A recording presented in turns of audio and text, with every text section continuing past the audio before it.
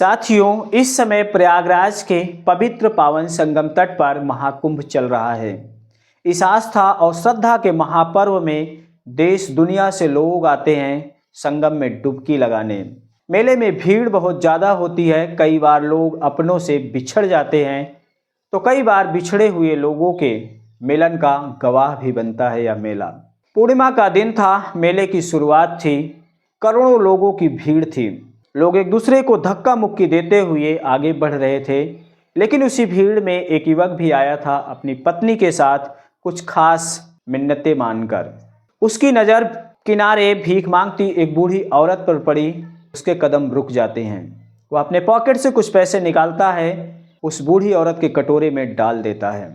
इसके बाद उसके चेहरे को निहारने लगता है। वह औरत भी उस युवक को पाँव से लेकर सर तक देखने लगती है। तभी उसके मुंह से अचानक एक शब्द निकलता है जो कि उसी युवक का नाम था।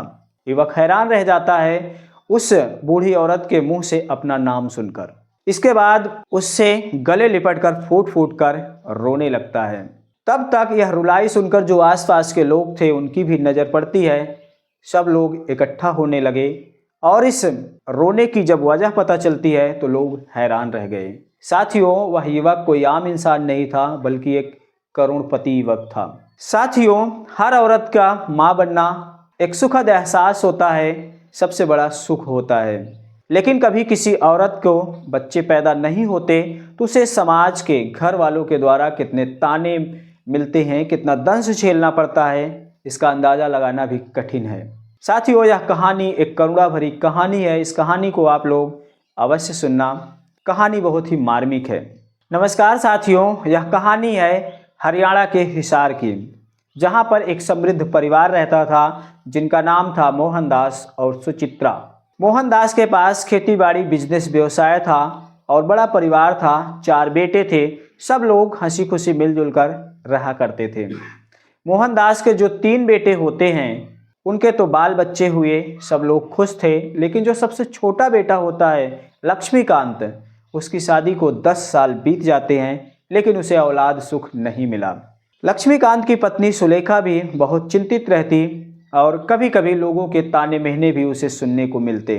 इसलिए लक्ष्मीकांत अपनी पत्नी को ले जाकर दवा दुआ करवाता है, हॉस्पिटल के चक्कर लगाता है। इसके बाद जब फ़ायदा नहीं हुआ तो नीम हकीम, झाड़ फूक और पीर मजार के भी चक्कर लगाता है। बाद में फिर मन्नत मांग लेता है दर्शन करने का। 15 साल बाद उसे बेटा पैदा हुआ, उसका नाम नीरज रखा गया। मोहनदास का पूरा परिवार खुश हो गया। अब मोहनदास के चारों बच्चों के पास औलाद थी, बाल बच्चे थे। मोहनदास ने इस खुशी को एंजॉय करने के लिए गांव के लोगों को मिठाइयाँ खिलाई और सब लोगों ने उस बच्चे को आशीर्वाद दिया। सब कुछ ठीक ठाक से चल रहा था। नीरज 5 साल का हो गया। इसके बाद सुलेखा ने अपने पति लक्ष्मीकांत से कहा दिल्ली चलने के लिए, क्योंकि दिल्ली में सुलेखा के मायके वाले रहते हैं, उसके भाई और पिता रहते थे। टिकट करवाया जाता है। लक्ष्मीकांत अपनी पत्नी सुलेखा के साथ 5 वर्षीय बेटे नीरज को लेकर दिल्ली आता है। महीने भर वहाँ सब लोग रहते हैं। इसके बाद फिर घर वापसी का प्लान बनाते हैं तो सुलेखा कहती है कि घर चलने से पहले चलो वैष्णो माता का दर्शन कराते हैं। अब टिकट करवा लिया जाता है वैष्णो देवी जाने का और सब लोग ट्रेन से वैष्णो देवी के लिए चल देते हैं। रास्ते में ट्रेन रुकती है स्टेशन पर, तो वहाँ पर लक्ष्मीकांत ट्रेन से नीचे उतर जाता है पानी भरने के लिए और नीरज के लिए कुछ खाने पीने की चीज़ें खरीदने के लिए। तभी दोस्तों, जो नीरज होता है वह भी ट्रेन से नीचे उतर जाता है अपने पापा के पास जाने के लिए और सुलेखा ट्रेन पे ही बैठी रहती है। अब जैसे ही लक्ष्मीकांत पानी भर लेता है, बच्चों को कुछ खरीदने चला, तभी गाड़ी चल देती है और पीछे आ रहे नीरज पर ध्यान नहीं देता है। उसका ध्यान होता है ट्रेन पकड़ने के लिए जो कि छूट चुकी थी। वह दौड़ते हुए ट्रेन पर चढ़ जाता है लेकिन नीरज गाड़ी से नीचे ही रह जाता है। वह रोने लगता है और गाड़ी में पति पत्नी चल देते हैं। अंदर आने के बाद लक्ष्मीकांत को पता चलता है कि बेटा नीचे ही रह गया है। बहुत परेशान होता है। पत्नी सुलेखा को भी डांटता फटकारता है, लेकिन अब कुछ नहीं हो सकता। अगले स्टॉप पर ट्रेन पहुंचने के बाद सुलेखा और लक्ष्मीकांत नीचे उतर जाते हैं। उसके बाद आगे की यात्रा छोड़कर वापस घर आ जाते हैं। और स्टेशन पर जो नीरज छूटा था उसे रेलवे कर्मचारी खोजबीन करने के बाद अनाथालय में सौंप देते हैं। और घर आने के बाद मोहनदास अपने बेटे को बहुत डांटते फटकारते हैं। जो उसकी पत्नी होती है सुलेखा, उसे तो इतनी कड़वी बातें बोलते हैं कि उसका कलेजा ही छलनी हो जाता है, लेकिन वह कुछ कर नहीं पाती है, सिर्फ अपने आंसुएं बहा रही थी।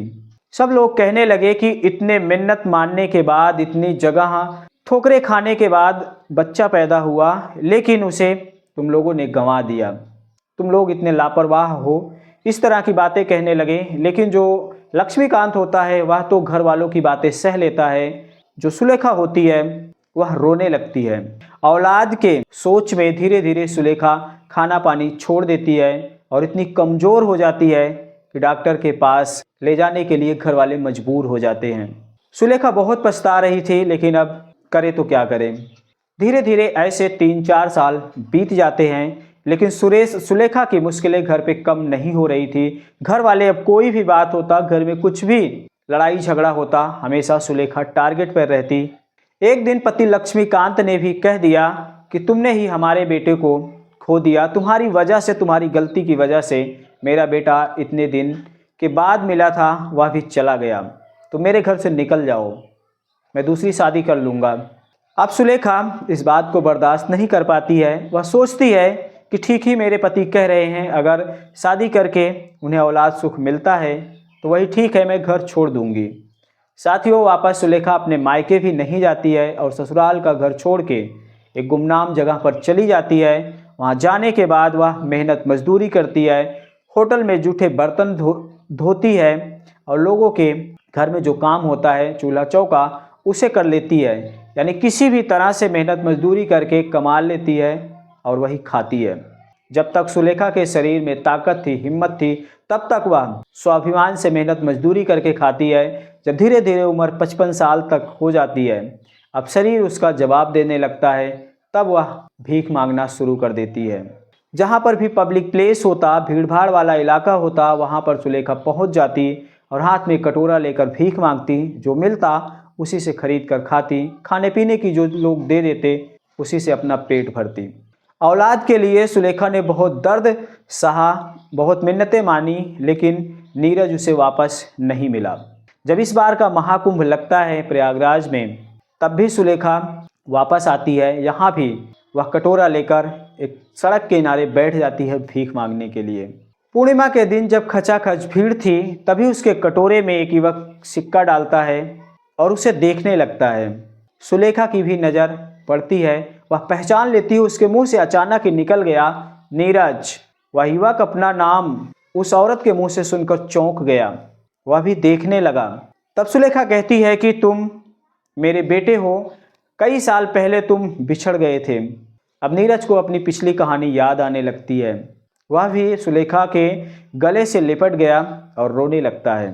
जब पूछताछ होती है, सुलेखा पूछती है अपने बेटे से, तब वह बताता है कि माँ, स्टेशन पर छूटने के बाद मुझे अनाथालय पहुंचा दिया गया। वहां पर एक सज्जन आए, मुझको गोद ले लिए। उनके पास औलाद नहीं थी, लेकिन उनका धंधा बिजनेस बड़ा था, होटल था और भी उनके बिजनेस थे, संभालने वाला कोई नहीं था। मुझे लेकर गए, मुझे पढ़ाया लिखाया, मेरी परवरिश किया। आज मैं उनका बिजनेस संभाल रहा हूँ और उन्होंने ही मेरी शादी किया। ये मेरी पत्नी है रितिका। उसके बाद साथियों, सुलेखा अपने बेटे नीरज और बहू रितिका को आशीर्वाद देती है और बेटे बहू दोनों मिलकर सुलेखा को लेकर अपने घर जाते हैं चंडीगढ़। जिस सेठ ने नीरज की परवरिश किया था, उसे पढ़ाया था, लिखाया था, उसकी शादी किया था। वहाँ जाने के बाद कई दिन तक रहते हैं नीरज अपने सेठ से, या फिर यूँ कहा जाए कि जिसने उसे गोद लेकर पाला पोसा था, उसके माता पिता, उनसे अपनी माँ सुलेखा का परिचय करवाता है। इसके बाद सुलेखा बहुत खुश हो जाती है। फिर नीरज अपनी माँ सुलेखा से अपने घर वालों के बारे में, अपने पिता के बारे में पूछताछ करता है। तब सुलेखा सारी बात बताती है, उसे याद था पूरी कहानी। जब कहानी नीरज ने सुना तो वह और दुखी हो जाता है। फिर अपने पिता से मिलने की इच्छा जताता है। तो सुलेखा अपने बेटे बहू के साथ हिसार आती है। तो वहाँ पता चलता है कि हवेली तो अब भी शानदार है, लोग भी हैं सब, लेकिन जो लक्ष्मीकांत है उसने शादी नहीं किया है। बल्कि बहुत दुखी हाल फटे हाल में अपनी ज़िंदगी गुजार रहा है। उसने भी औलाद के गम में, पत्नी के गम में ना तो दोबारा शादी किया, ना तो सुखी से रह पाया। जब सुलेखा उससे पूरी कहानी बताती है, अपना परिचय देती है, नीरज का परिचय देती है, तो लक्ष्मीकांत की आंखों में एक चमक आ गई। वह बहुत खुश हो गया। बुढ़ापे में ही उसका बेटा फिर से खोया हुआ वापस मिल गया। अब लक्ष्मीकांत, सुलेखा, रितिका और नीरज, माता पिता बेटे बहू सब आपस में मिल जाते हैं। सब लोग खुश हो गए और फिर नीरज कहता है कि मुझे चंडीगढ़ चलना है, मैं उन्हीं के घर रहूँगा जिन्होंने मुझे गोद लेकर पढ़ाया लिखाया परवरिश किया है। उनके बुढ़ापे की देखभाल करना, जिम्मेदारी उठाना मेरा कर्तव्य बनता है। और अपने माता पिता लक्ष्मीकांत और सुलेखा को भी लेकर नीरज वहीं चंडीगढ़ में चला जाता है। सब लोग खुशीपूर्वक रहने लगते हैं। लेकिन साथियों, नीरज अब करोड़पति बन चुका था। जब अपनी माँ सुलेखा से मिला और यह कहानी वहाँ के लोगों को पता चली तो सब लोग हैरान रह गए और माँ बेटे के इस पुनर्मिलन पर लोग भगवान का शुक्रिया अदा करने लगे। साथियों, यह कहानी आप लोगों को कैसी लगी कमेंट सेक्शन में अपनी प्रतिक्रिया जरूर देना। मिलते हैं अगली वीडियो में फिर किसी नई कहानी के साथ। धन्यवाद।